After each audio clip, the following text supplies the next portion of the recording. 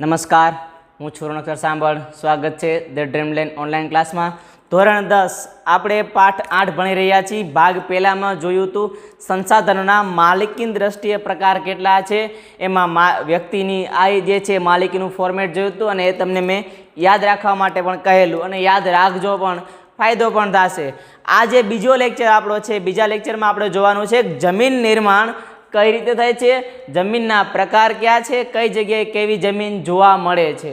તો આપણે જમીન નિર્માણની શરૂઆત કરી એની પહેલાં તમારે જેટલા પાઠ ચાલ્યા છે એમાં મેં કેટલીક વસ્તુ કીધેલી છે કે આ પ્રશ્ન જે છે એ બોર્ડમાં પૂછાયેલો છે અથવા બોર્ડમાં પૂછાઈ શકવાની સંભાવના છે.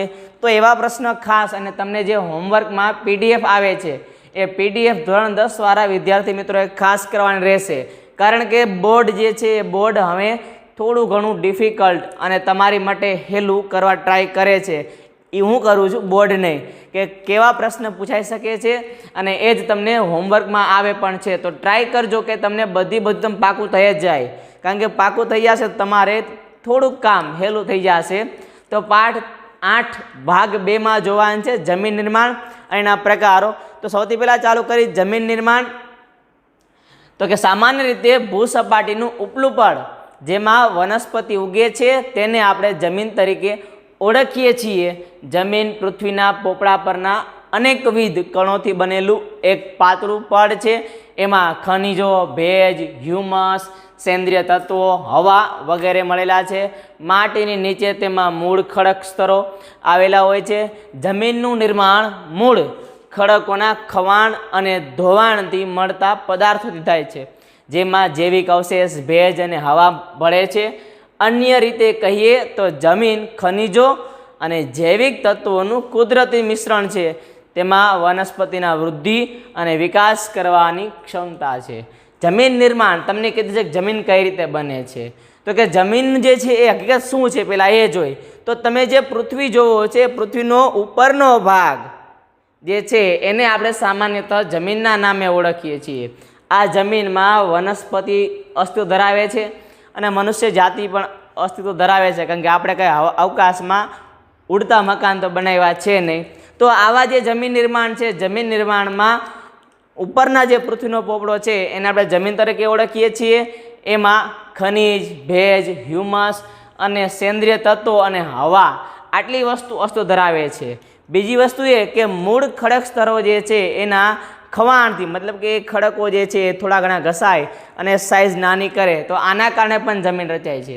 બીજી વસ્તુ કેટલીક જગ્યાએ ખુલ્લા મેદાનો રચાય છે જે ધીમે ધીમે જમીનમાં પરિવર્તન પામે છે. જેની પાછળનું કારણ પણ કંઈક આવું જ છે કે જ્યારે નદી કોઈ વિસ્તારમાંથી વહેતી હોય તો એ વિસ્તારના કેટલાક તત્વો, ધૂળ, માટી, રજકણ આ દરેક વસ્તુ સાથે લઈ જાય અને જે જગ્યાએ નદી પૂર્ણતઃ અંત માટે આવે છે એ નજીકના વિસ્તારોમાં એ જે માટી, જે XYZ વસ્તુ જે લેવી છે એ બાજુના ભાગમાં કિનારામાં નાખી દે. આના કારણે એ વિસ્તાર મેદાની વિસ્તાર, એટલે કે એક પ્રકારે જમીન નિર્માણ પણ નદીઓ મહત્ત્વનો ભાગ ભજવે છે. તો જે જમીન જે છે, જમીનમાં બીજી વસ્તુ એ કે જૈવિક અવશેષો અને હવા એ પણ આ જમીનમાં ભળે છે અને ખનિજો અને જૈવિક તત્વોનું મિશ્રણ એટલે કે આ જમીન એ જ છે. તો આ હતી જમીન નિર્માણની પ્રક્રિયા કે જે ઉપરનું પડ જે છે એ ઉપરનું પડ આપણે લોકોએ જેને સામાન્યતઃ જમીનના નામે ઓળખીએ છીએ. બીજી વસ્તુ કે એમાં કયા કયા તત્વો, ખનિજ, ભેજ, હ્યુમસ અને સેન્દ્રિય તત્વો એમાં અસ્તિત્વ ધરાવે છે. આગળ વાત કરી જમીનના પ્રકારોની. તો કે જમીનના પ્રકારોમાં પૃથ્વીના પોપડાથી સૌથી ઉપરના ભાગની સપાટી કે પડ જેને આપણે જમીન કહીએ છીએ તેમાં વનસ્પતિ વિકાસ માટે જરૂરી તેવા ખનિજ દ્રવ્યો અને જૈવિક તત્વો હોય છે. જોકે તેનું પ્રમાણ બધી જમીનમાં સરખું હોતું નથી. આમ જમીન એટલે સેન્દ્રિય પદાર્થોયુક્ત, ઝીણા કડવાળું, પોચો ખડક પદાર્થ અર્થાત ભૂપૃષ્ઠ પરના માતૃ ખડક અને વનસ્પતિ દ્રવ્યોના મિશ્રણથી બનતા અસંગઠિત પદાર્થોનું પડ કે સપાટી મૂળ ખડકોને ઘસારણ અને ધોવાણના પરિબળો તોડી તેનો બારીક ભૂકો બનાવે છે અને આ ભૂકા કે ચૂર્ણમાં વનસ્પતિ તથા જીવજંતુઓ વિઘટન કે સડવાથી બનેલા સેન્દ્રિય તત્વ તેમાં ઉમેરાય છે. આ સેન્દ્રિય તત્વો વનસ્પતિના વિકાસમાં મહત્વની ભૂમિકા ભજવે છે. જે મેં કીધું એ જ વસ્તુ આમાં છે. શું કે કેટલીક વખત જે નદી વિસ્તાર જે છે, નદી વિસ્તારો કેટલીક જગ્યાએથી સાથે માટી લઈને આવે છે, તો એ નજીકના વિસ્તારમાં જ્યારે પથરાય નદી કિનારાના ભાગમાં, તો ત્યાં પણ આ રીતે જમીન રચાય છે. જેમાં આપણે જે છે એ વસ્તુ કરવાની છે કે બધી જગ્યાએ જમીનમાં ગુણવત્તા જે છે એક સરખી હોતી નથી.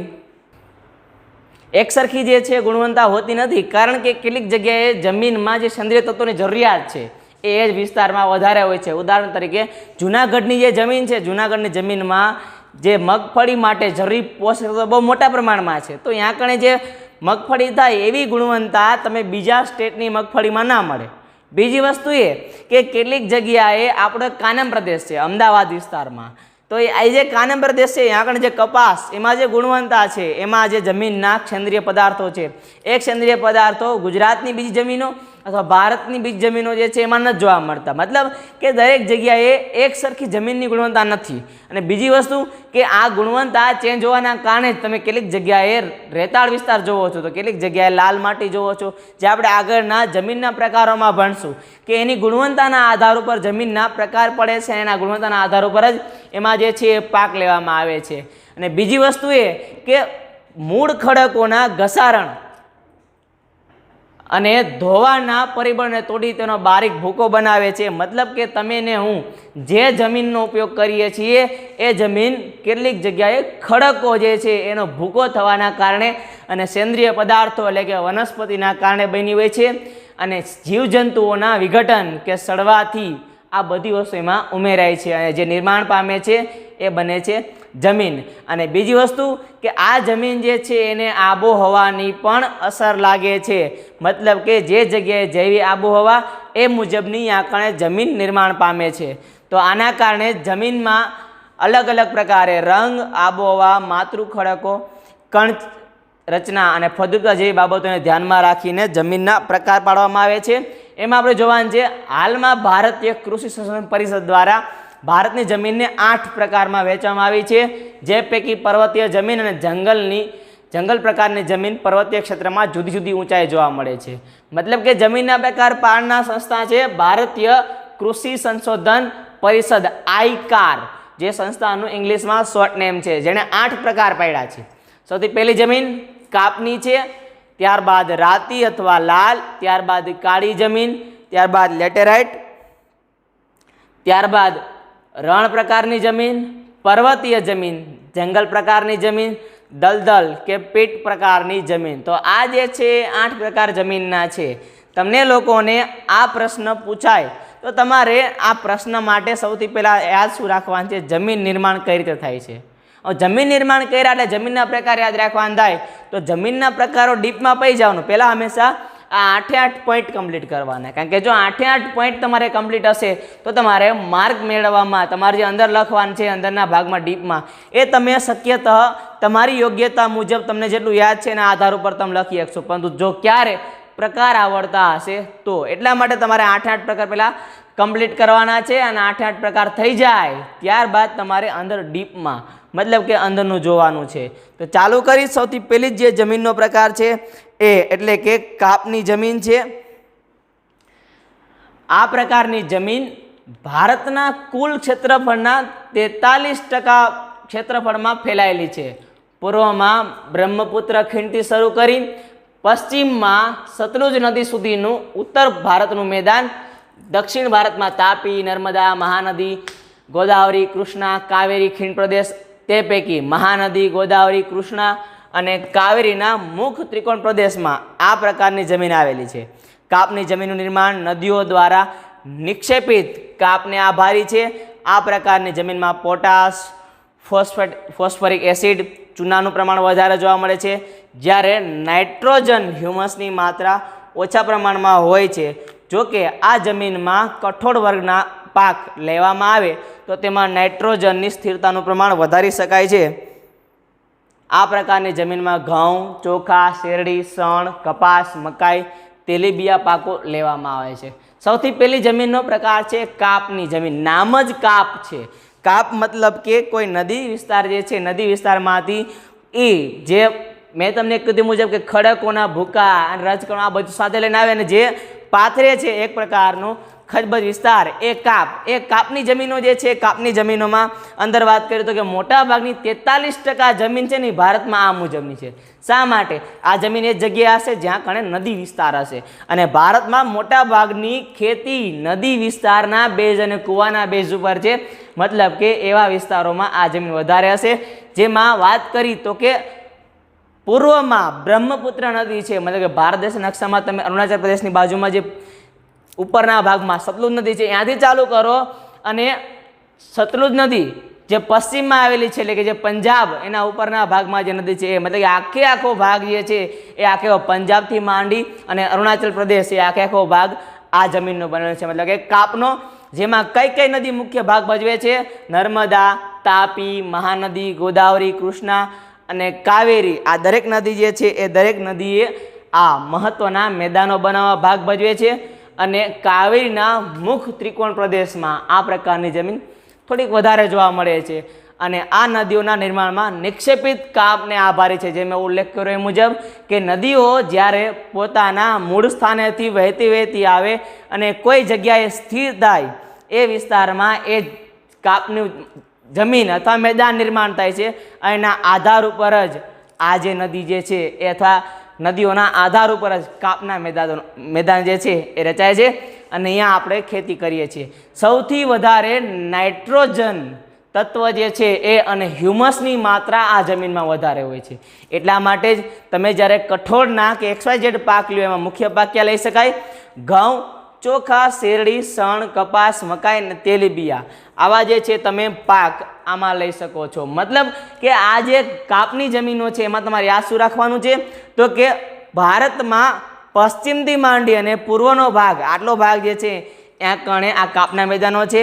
જેમાં 43% ભાગ આખા ભારતની જે જમીન છે એનો 43% ભાગ આ પ્રકારની જમીનનો છે. મહત્વની નદીઓમાં તો કે દક્ષિણ ભારતમાં નર્મદા, તાપી, મહાનદી, ગોદાવરી અને કૃષ્ણા અને કાવેરી, જેના કારણે આ પ્રકારના મેદાનો રચાય છે. તમને લોકો નકશો પણ આપેલો છે, જેમાં કાપની જમીન જોયું હોય તો તમને યલો કલરનું જે ભાગ જોવા મળે છે સંપૂર્ણ રીતે કાપની જમીન છે. મતલબ કે અહીંયાથી ચાલુ કરી અને આ પંજાબ, અરુણાચલ પ્રદેશનો આખો વિસ્તાર જે કાપની જમીનનો બનેલો છે. આગળ આપણે જોઈએ છીએ રાતી અથવા લાલ જમીન, જે આ પ્રકારની જમીન કઈ રીતે નિર્માણ પામે છે અને કઈ રીતે. જો પહેલી જમીન જે કાપની હતી એ ક્લિયર, કે જેમાં નદીના મદદથી અથવા નદીના પ્રવાહના જે રજકણો સાથે લાવે છે અને બને છે. બીજી જે જોવાની છે એ રાતી અથવા લાલ જમીન. રાતી અથવા લાલ જમીન ભારતના કુલ ક્ષેત્રફળના 19% ક્ષેત્રફળમાં ફેલાયેલી છે.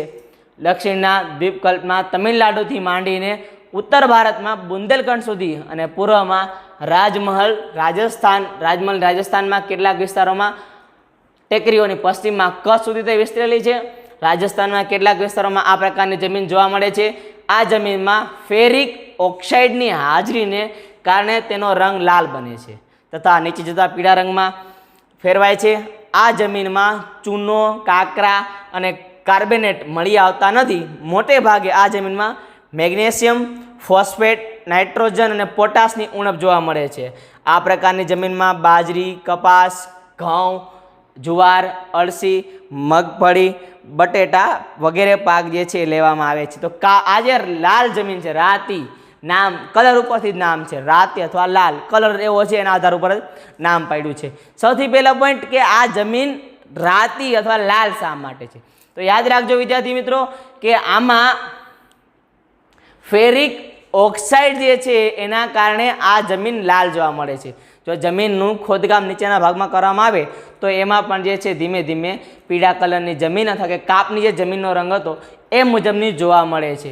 આમાં વાત કરીએ તો કે ભારતનું જે ક્ષેત્રફળની જમીન છે એનો 19% ભાગ આ લાલ જમીનનો છે. એમાં કયા કયા વિસ્તારોમાં? તો કે દક્ષિણમાં તમિલનાડુથી માંડી ઉત્તર ભારતમાં બુંદેલખંડ સુધીનો વિસ્તાર એ, અને પૂર્વમાં રાજમહલની ટેકરીઓ, એટલે કે આ રાજમહલની ટેકરીઓ ક્યાં આવે? ગુજરાતનું જે પૂર્વમાં રાજમહલની ટેકરીઓ પશ્ચિમમાં કચ્છ સુધી તે વિસ્તરેલી છે. મતલબ કે પૂર્વથી રાજમહલની જે ટેકરીઓ છે ત્યાંથી ચાલુ કરો અને ભારતનું આપણે જે ગુજરાતનું કચ્છ છે ત્યાં વિસ્તાર સુધી આ જમીન છે. સાથોસાથ રાજસ્થાનના કેટલાક વિસ્તારોમાં આ જમીન જોવા મળે છે. કાંકરા, કાર્બોનેટ વગેરે પદાર્થો એની જગ્યાએ શું છે? મેગ્નેશિયમ, ફોસ્ફેટ, નાઇટ્રોજન અને પોટાશની આમાં ઉણપ હોય છે અને એના કારણે જેમાં બાજરી, કપાસ, ઘઉં, જુવાર, અળસી, મગફળી અને બટેટા પાક લેવામાં આવે છે. મતલબ કે આ તમારો પ્રકાર બીજો થયો. તો આપણે આજના લેક્ચરમાં શું જોયું એ જોઈએ. તો સૌથી પહેલાં શું છે? જમીન નિર્માણ. કઈ રીતે જમીન નિર્માણ થાય છે. બીજો પોઈન્ટ, જમીનના પ્રકારો તમને મેં આખે પાકકરણ કીધા હતા, જેમાંના 2 પ્રકારો જોયા છે. પહેલી છે કાપની જમીન. કાપની જમીનમાં નદીઓના મદદથી આ કાપની જમીન નિર્માણ પામે છે, જેમાં અલગ અલગ પ્રકારની નદીઓના આપણે ભાગ જોયા હતા અને અલગ અલગ વિસ્તાર જોયા હતા કે પૂર્વથી માંડીને પશ્ચિમ સુધીનો ભાગ જે છે એ આખો આ કાપની નદીનો સંકળાયેલો છે, જેનો આપણે નકશામાં ફોર્મેટ જોયું હતું. ત્યારબાદ જે બીજી પ્રકારની જમીન છે એ છે આપણી રાતી જમીન. જે રાતી જમીન અથવા લાલ જમીન છે એની માટે મેં તમને મહત્વનું તત્વ યાદ રાખવાનું કીધું હતું કે કયું? Ferric oxide. આ જે તત્વ છે એના કારણે જ તમારે લોકોએ આ જમીન લાલ જોવા મળે છે. નકશામાં જોઈ લે કે કઈ કઈ જગ્યાએ જે છે લાલ જમીન છે. રાતી અથવા લાલ જમીન તમને જે રેડ કલરનો ભાગ જોવા મળે છે એ દક્ષિણમાં ચાલુ કરો તો અહીંયાથી માંડી અને ગુજરાતના મુંબઈ, જે ભારતના મુંબઈ જે છે ત્યાંથી વિસ્તારમાં આખો દક્ષિણનો ભાગ અને પૂર્વના ભાગમાં અને આખો પૂર્વનો ભાગ જે છે એ મતલબ કે આ આખી જમીન જે છે એ એની જોવા મળે છે. તો આ હતા આપણા આજના જે ચેપ્ટર 8 છે એનો થોડોક ટોપિક કે જમીનના પ્રકાર. ખાસ તમારે બધા કરવાના રહેશે. તમને જે માર્ક્સમાં પૂછે એ મુજબ, જો તમને ઓછા માર્ક્સમાં પૂછે તો એ મુજબ લખવાના થશે, પણ લખવાના તમારે બધા પ્રકાર જ થશે. રાખશું લેક્ચર અહીં સુધી. નેક્સ્ટ પાર્ટમાં મળશું નવા ટોપિક સાથે. જય હિન્દ, જય ભારત.